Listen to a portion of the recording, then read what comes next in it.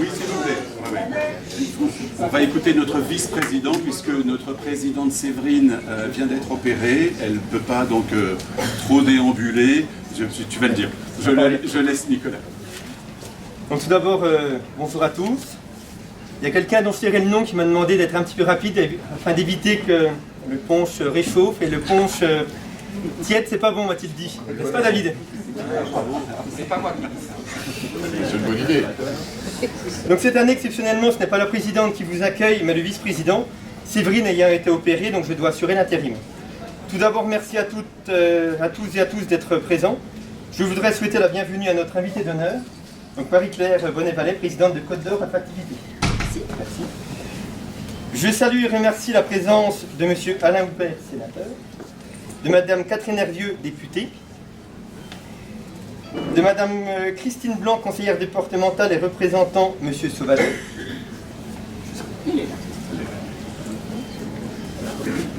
donc de M. Didier Lenoir, président de la communauté de communes du Mirevellois et Fontenoy, de M. Pascal Teuron, maire de Bézois, de Mesdames et Messieurs les élus, de Mesdames et Messieurs les présidents et directeurs.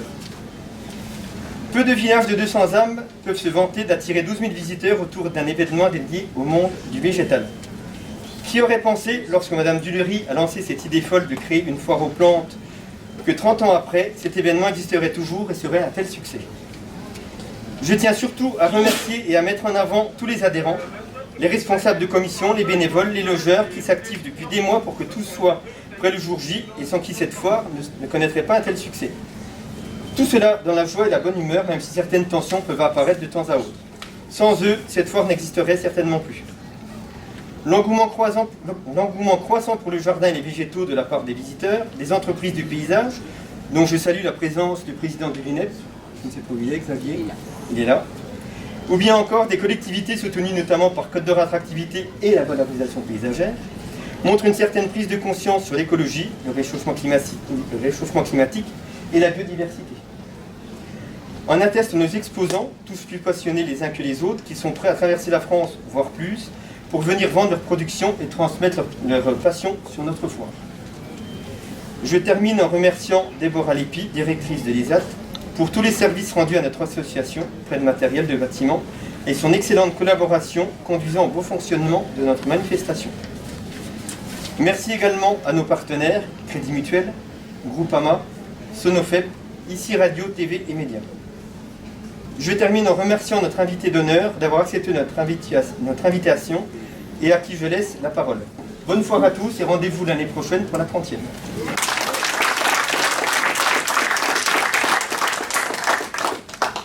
Bien, mes chers amis, bonjour à toutes et à tous. C'est un vrai plaisir d'être là. J'ai beaucoup de plaisir à vous saluer, à saluer le vice-président, cher Nicolas, de cette association qui vraiment nous accueille depuis 28 ans maintenant. Alors peut-être pas vous, Nicolas, directement, mais c'est une équipe qui sait se succéder. Je salue Monsieur le maire de Bézois, cher Pascal, Madame la députée, Monsieur le sénateur, cher Alain, Monsieur le député honoraire, cher Rémi Delatte, Madame la conseillère départementale, chère collègue Christine Blanc. On excuse Laurent Thomas, ton binôme qui n'a pas pu être présent ce matin. Je vais saluer le président de la communauté de communes, mon cher collègue Didier Lenoir. Les maires, ils sont nombreux, les vice-présidents de la communauté de communes. Les vice-présidents, vous me permettrez de saluer un peu plus directement Laurent Boisserolles, puisque c'est ta première foire aux plantes rares en tant que vice-président en charge du tourisme sur la délégation du président Lenoir. Les autres maires de la communauté de communes et du territoire. Moi j'ai plein de gens à saluer parce que ça fait 28 ans qu'on se côtoie et c'est un compagnonnage en réalité avec les associations, les membres de l'association. Je les vois tous présents. Vraiment, moi je voudrais porter, puisque vous me faites l'amitié de m'avoir invité en tant qu'invité d'honneur, moi je voudrais porter un témoignage. Déjà être très heureuse de succéder à Julien Fèvre, qui était là l'année dernière, souvenez-vous, et je parle avec Albine Guillaume, que vous connaissez tous. Julien Fèvre l'année dernière, c'est le directeur du Comité national des villes et villages fleuris. Il nous a fait l'amitié de venir ici, et c'est quelqu'un qui vient toujours en voisin, puisqu'il fait un travail extraordinaire au plan national sur la valorisation paysagère, et il est de Haute-Saône, donc il a encore des attaches familiales, et il vient très régulièrement saluer la Côte d'Or. Alors porter un témoignage sur la vitalité et vraiment la singularité et le rayonnement remarquable de cette foire aux plantes rares de Bézouët. C'est la 28e édition et vous savez tous les uns et les autres que cela ne doit rien au hasard, mais tout au travail, à l'inventivité, à la capacité qu'a l'association, et je vous regarde tous les yeux dans les yeux, cette capacité que vous avez à fédérer, déjà fédérer les acteurs locaux, puisqu'il faut organiser, tenir les buvettes, réserver, mobiliser les exposants, et puis fédérer précisément ces exposants. Et c'est pour ça que cette foire a maintenant un rayonnement qui va bien au-delà des frontières de la Côte d'Or que nous chérissons, et qui est là, cette ampleur qui nous réjouit tous. Moi je crois qu'en fait, en ce printemps, tous les ans, c'est une parenthèse enchantée, la foire aux plantes rares de Bézouët. On est à la fois dans un cadre familier, Bézouët, on connaît, nous sommes voisins, et puis on se sent dans un autre monde, le monde des jardiniers, et vraiment il y a une diversité et un chatoiement qui fait plaisir aux yeux, et je crois que les exposants et les visiteurs ne s'y trompent pas. Et puis il y a aussi cette capacité que vous avez à accueillir les exposants. Alors on discutait tout de suite avec M. Poirier, on disait bien sûr les exposants viennent et reviennent parce qu'il y a aussi du commerce qui se fait, hein. Ce sont des entreprises derrière, il y a une économie, et les exposants viennent parce qu'ils vendent à la foire aux plantes. Voilà, ça c'est vraiment un motif pour eux aussi de réassurance tous les ans et de mobilisation.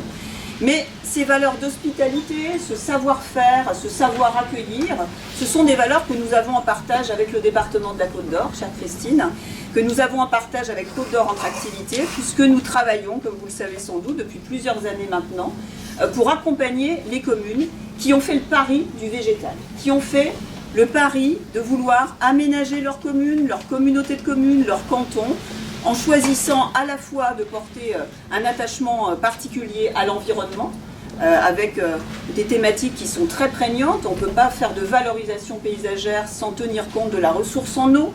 Ce sont des thématiques qui nous occupent au quotidien, puisque évidemment cette ressource en eau elle est précieuse, et néanmoins il ne faut pas renoncer à aménager nos communes en sachant que cette ressource nous est comptée. Il faut simplement s'organiser pour la mobiliser de manière la moins prégnante possible.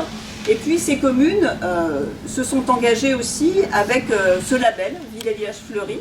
Et à ce titre, Côte d'Or Attractivité, et je remercie le travail d'Albing auprès de vous tous, Côte d'Or Attractivité est engagée dans le conseil aux communes avec nos partenaires que je pourrais saluer. Ils sont aussi nombreux, avec le CAUE, avec le Centre National de Formation de la Fonction Publique Territoriale. Nous travaillons aussi à former les jardiniers. Ce sont des formations gratuites en direction des agents municipaux. On sait bien, le sénateur le sait mieux que personne, que dans certaines communes, on n'a pas une capacité financière suffisante pour avoir un agent municipal à plein temps. Donc il est polyvalent, il faut le former, il faut le sensibiliser aussi à la valorisation paysagère. Donc c'est tout ce travail qui est fait. Et ce travail, il paye. J'en veux pour preuve les 69 communes labellisées Ville et Village Fleuris. Et on va quand même mettre en avant ce canton. Hein, il faut toujours saluer ceux qui s'engagent dans la démarche, ce beau canton de Saint-Apollinaire, puisqu'on a la commune de Saint-Apollinaire, monsieur le maire et monsieur le premier adjoint. Nous avons la commune de Mirbeau, qui est tout près d'ici, qui est aussi engagée dans la valorisation, la commune d'Axortine, nous avons Charmes, on en parlait tout à l'heure, nous avons Trochère, madame le maire de Trochère, que je n'oublie pas. C'était l'année dernière, la première fleur, hein, voilà, c'est ça. Et puis on a la commune de Bèze qui a eu aussi un trophée de la valorisation paysagère pour la meilleure progression. Je ne sais pas s'il y a des habitants de Bèze, mais Bèze aussi a un potentiel extraordinaire en la matière. Et puis la Côte d'Or est un département, et vous voyez que j'arbore une petite fleur à la boutonnière ici. C'est un des 14 départements, il y en a très peu maintenant, qui sont déclarés départements fleuris. Alors peut-être que l'appellation département fleuri est un peu réductrice, puisque ça veut simplement dire qu'on est engagé dans la valorisation paysagère. Mais s'occuper de sa commune, valoriser un cadre de vie, c'est bien au-delà du fleurissement. Hein. C'est l'attention particulière portée aux parcs et jardins. C'est l'économie de l'eau, j'en parlais tout à l'heure. Et puis c'est aussi le fait de savoir valoriser des espaces parfois un peu plus simplifiés, mais qui donnent une perspective au regard et je crois que c'est ce que recherchent aussi nos habitants. Alors évidemment que la démarche sans le relais de nos habitants, et c'est pour ça que ces foires aux plantes connaissent un tel engouement, la démarche elle ne pourrait pas aboutir. Nous avons besoin à la fois de l'énergie des communes et des élus municipaux, et puis nous avons besoin des hommes et des femmes, des jardiniers tout simplement. Alors je terminerai sur un carnet rose, on peut le dire comme ça, puisque, et je regarde monsieur le maire de Berle-Châtel, dans quelques jours, le 23 mai précisément, nous aurons la joie, je crois, de célébrer la naissance d'une nouvelle fille de la Côte d'Or, et ça sera la Rose Côte d'Or. Alors, on a Alexis Duvert, des pépinières d'Ima qui ne peut pas venir, il est en train de travailler juste à côté. Christophe Dima, je ne pense pas qu'il soit là. Nous avons travaillé depuis plusieurs années maintenant à l'émergence de cette rose. Il y a eu tout un travail, alors je ne vais pas être trop longue ce matin, mais tout un travail. Nous sommes partis, on a travaillé avec un obtenteur lyonnais, et puis la rose s'est acclimatée dans les champs et les jardins de Christophe Dima tout d'abord, et puis d'Alexis Duvert ensuite, à Berle-Châtel. Et le 23 mai, on procédera au baptême de cette belle Rose Côte d'Or, et vous y êtes tous invités, bien évidemment. Je crois vraiment que ça sera un beau moment, et je remercie Christine Blanc, puisqu'on a eu le plaisir, Christine, l'année dernière, de faire la sélection ultime.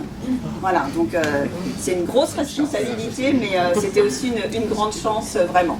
Voilà, pour terminer, vous redire à nouveau la joie que j'ai d'être ici ce matin. Et puis j'emprunterai peut-être les mots de Colette, qui était une amoureuse du végétal, s'il en est. Colette disait que pour faire un jardin, il fallait un morceau de terre et l'éternité. Alors, l'éternité, c'est une ambition qui nous dépasse. Néanmoins, on peut souhaiter une longue et belle vie à nos jardins et une longue et belle vie à la foire aux Pantelats de Bézouët. Merci à vous.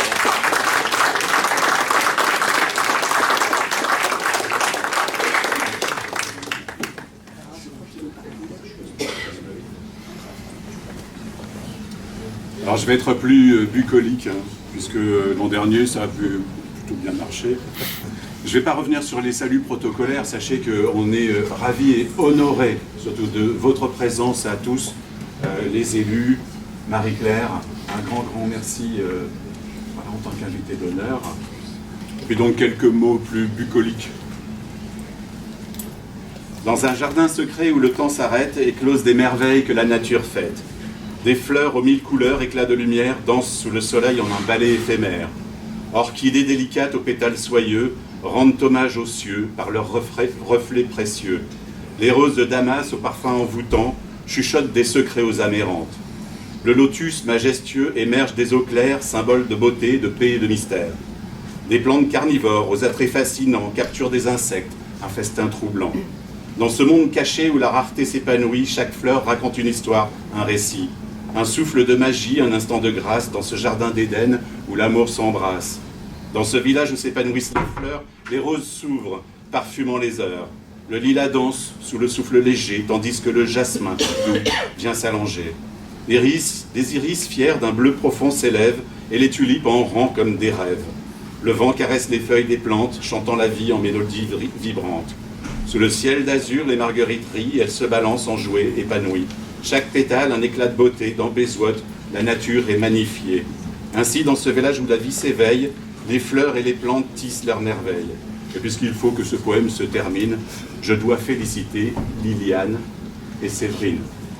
Bravo.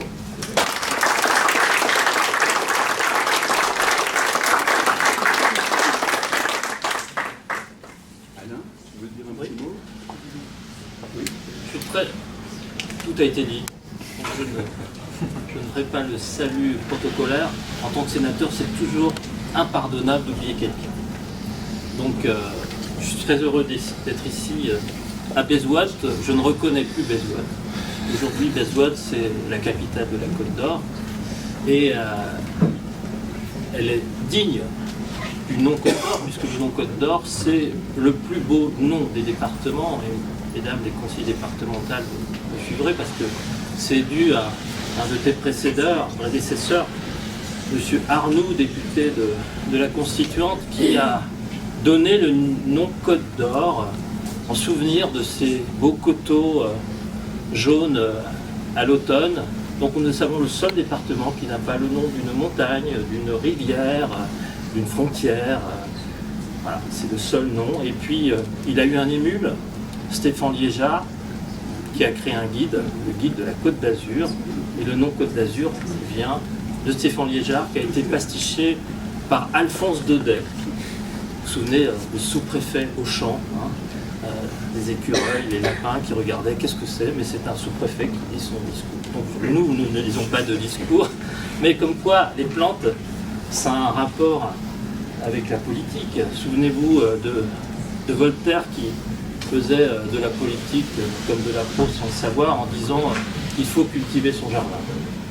Et tout à l'heure avec Marie-Claire, on regardait les mains de quelques mères et on regardait s'il y avait de la corne, s'il y avait la main verte.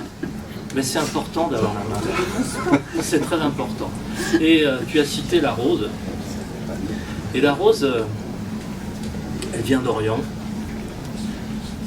Comme l'abricot et la prune, souvenez-vous, devant la chute de Damas, les croisés qui rentraient à Vito, une ville qu'on connaît bien, ont ramené la prune de Damas.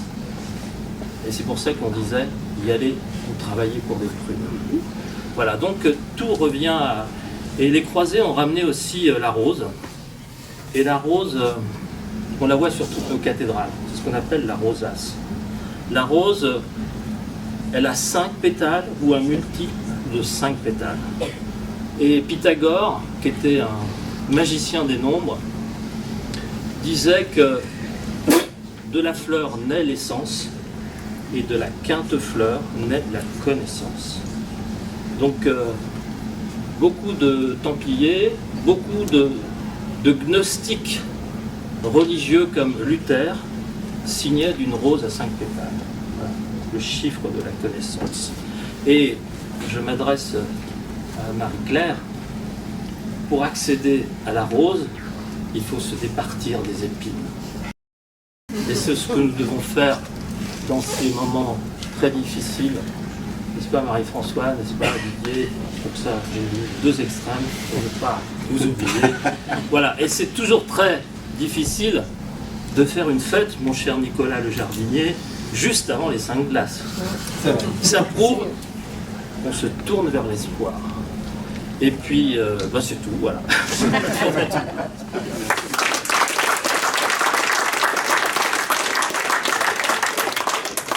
Catherine, tu veux dire un petit mot? Alors un petit mot, bonjour à toutes et tous, je ramasse le rang protocolaire en vous saluant vraiment sincèrement. Et après ce petit moment historique développé par le sénateur Alain Houpert, moi je voulais mettre l'accent sur le côté populaire de ce rendez-vous qui s'inscrit maintenant dans les annales de la Côte d'Or. Et puis plus largement, puisqu'on sait aussi que ça rayonne sur l'ensemble du pays, voire même les pays limitrophes, et ça, il faut le saluer. L'année prochaine, ça va être le 30e anniversaire, vous l'avez souligné, monsieur le vice-président. Ça devient l'âge de raison, et la question aussi, si on se projette dans l'avenir, ça va être effectivement de consolider le tissu associatif qui porte cette manifestation vraiment géniale. Et pour en avoir discuté avec quelques-uns, soutenir le tissu associatif, ça va être vraiment important parce que 30 ans, c'est aussi les moments peut-être de la transmission, de passer le relais à des plus jeunes pour continuer. Et ça veut dire du coup un soutien fort de l'ensemble des communes. Et ça, je n'en doute pas, tous les maires présents montrent leur attachement à cette manifestation et notamment la commune de Bézouët, monsieur le maire, bien évidemment. Alors, les communes, mais aussi Côte d'Or Attractivité et aussi effectivement le conseil départemental. Cette interaction entre le milieu associatif et les politiques publiques locales doivent vraiment nous voir complètement attentifs. Et là, je pense qu'en tant que parlementaire, nous devons aussi veiller dans les discussions budgétaires à cet aspect-là pour ne pas laisser les collectivités, le monde associatif avec des moyens qui iraient trop en diminuant parce que si c'est au détriment de ce genre de manifestation, ce serait vraiment très dommage. Monsieur le vice-président, vous avez évoqué le climat. les conséquences du changement climatique, la question de la biodiversité. Et c'est vrai qu'à travers cette manifestation, cette foire aux plantes rares, c'est aussi toute la question de l'adaptation au changement climatique, la question de la ressource en eau, vous l'avez souligné, Madame la conseillère Madame la vice-présidente du conseil départemental. Et donc, le fait qu'il y ait des acteurs et des milieux associatifs et puis aussi tous les jardiniers et les jardinières qui s'approprient ce sujet, ce sont déjà autant d'expériences qui nous permettent aussi de traduire le fait qu'on ne subit pas les effets du changement climatique. On est dans des démarches d'adaptation au sens le plus positif du terme pour maintenir effectivement un rapport à la nature, un rapport au végétal, un rapport aux plantes et aux fleurs qui fait que nous restons déterminés et pas du tout pessimistes par rapport aux années futures. Et de ce point de vue-là, nous avons besoin effectivement de garder un cap plutôt optimiste parce que effectivement le contexte est quand même un peu complexe. Mais justement, grâce à ces manifestations, grâce à cette foire aux plantes rares, je pense qu'on recueille chacun d'entre nous suffisamment de force grâce au végétal, grâce à la nature, grâce aux fleurs, de quoi continuer nos bonhommes de chemin, que ce soit sur le plan associatif ou que ce soit sur le plan des politiques publiques. En tout cas, bravo à tout le monde et puis merci beaucoup pour toute cette organisation qui demande beaucoup de semaines et de mois de travail, et ça, il faut aussi le saluer. Bravo. Très bien.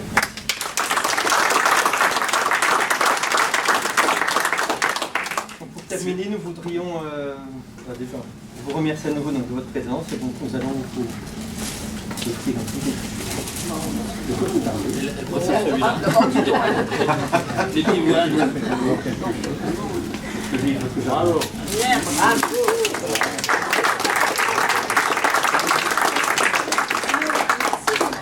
Regarde tout le monde, bravo. Alors, je vais regarder, est-ce qu'il faut que je replante?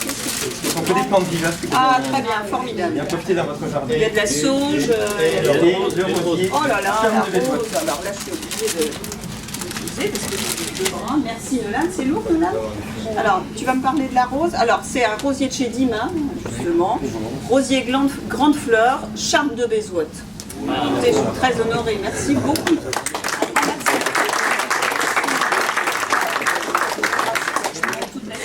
Merci à toute l'association. Grand merci.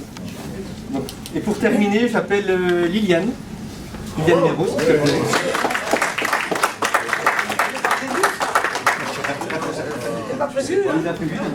Il y a des surprises.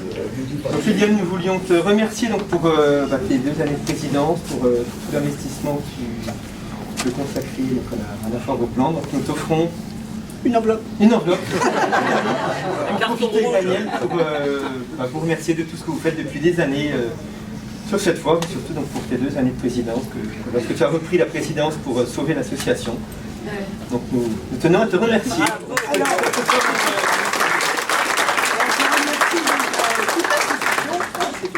Bien sûr, c'est un nom d'association. J'ai eu un grand plaisir donc d'être présidente quand même quelques années. J'ai passé la main. C'est surtout dû à l'âge, hein, comme vous pouvez le voir. Mais bon, j'ai passé d'agréables journées, années. Ça a été merveilleux. Je pense que ça va durer encore de nombreuses années. Nous avons été quand même très fiers d'arriver déjà aujourd'hui à la 29e.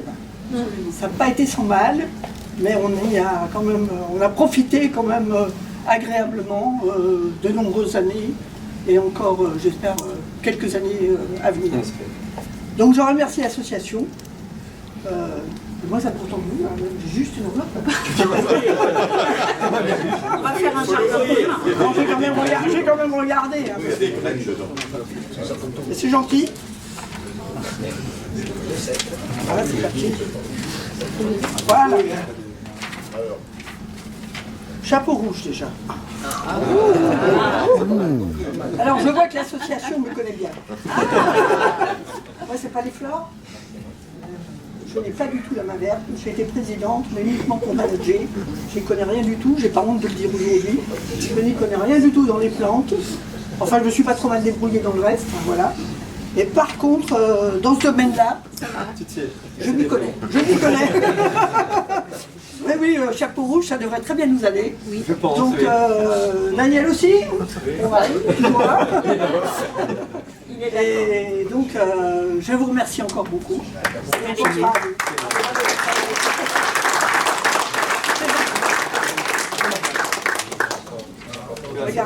Regardez l'enveloppe. Moi, c'est parti. Bien. Alors, on va passer à un moment de convivialité. Parce que je parie que sinon ça se réchauffe.